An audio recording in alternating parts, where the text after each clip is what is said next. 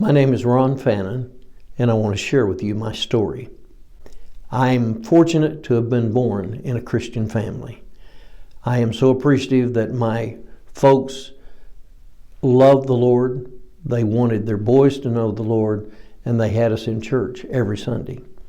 I look forward to being with my friends and my teachers at Sunday school and church every Sunday. I learned from the stories in the Bible what Jesus had done as he came to this earth.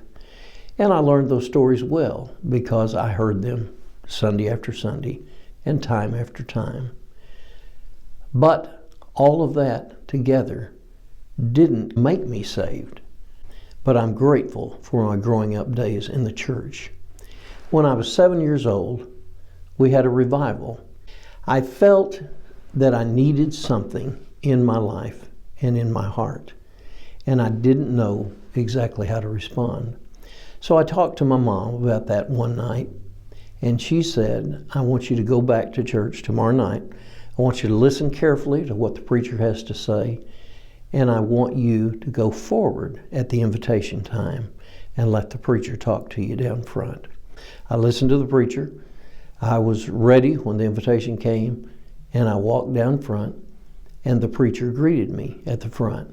He said, Ronnie, do you know who Jesus is? And I shook my head, yes. He said, do you know what he's done for you? And I shook my head, yes. And he proceeded with another 6 or 7 questions that were yes type answers. And I simply shook my head, yes, to those questions. I did that because I was emotionally uptight. I was disturbed. I was afraid I was going to cry. But I wanted to get all the answers right, too. He sat me down, and he thanked me for coming forward, and he had a lady help me fill out a card that said, I want to be a Christian, and I want to follow the Lord in baptism. In a couple of weeks, I was baptized with some other kids and with some other adults. But as I walked away from that time, I knew that I had just gotten wet. I really hadn't been baptized. I really didn't feel anything different in my heart, and yet I didn't know what to do because I had done just exactly what the people that I was instructed had told me to do. So I went through the next several years and was disturbed each time I heard a preacher say, do you know that you know that you know? If you died tonight, would you go to heaven? Well, I knew in my own self that no, I wouldn't, because I didn't feel like I was saved. When I had finished the 8th grade and was 14 years old, we moved from Wynnewood, Oklahoma to Chico, Texas. There came a time when there was a death in my mom's family. I stayed with the preacher and his wife that weekend. I went to bed, but I rolled and I tossed and I tumbled. And I was just convicted in my heart that I had to do something about this decision, as I had been several times before. I didn't know what to do, but I then got the impression from the Lord, if you don't make this decision tonight, you may never get another chance to make it. So that bothered me terribly.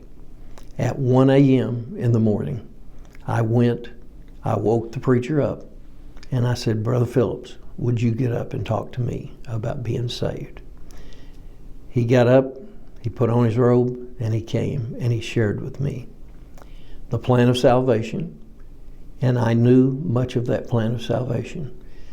But he said, Ronnie, as I was known in those days, you've got to pray and personally invite the Lord into your life and admit that you have done wrong and that you're asking Jesus to forgive you of those sins.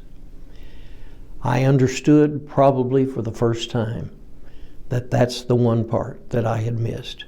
In the other response to an invitation that I had done back when I was 7, I answered all the questions right, but I did not personally pray and invite the Lord into my life.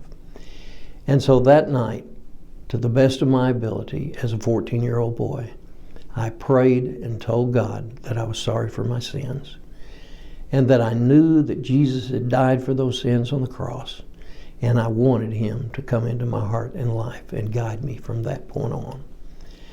I felt the biggest burden and relief that I had ever felt, and I knew things were right.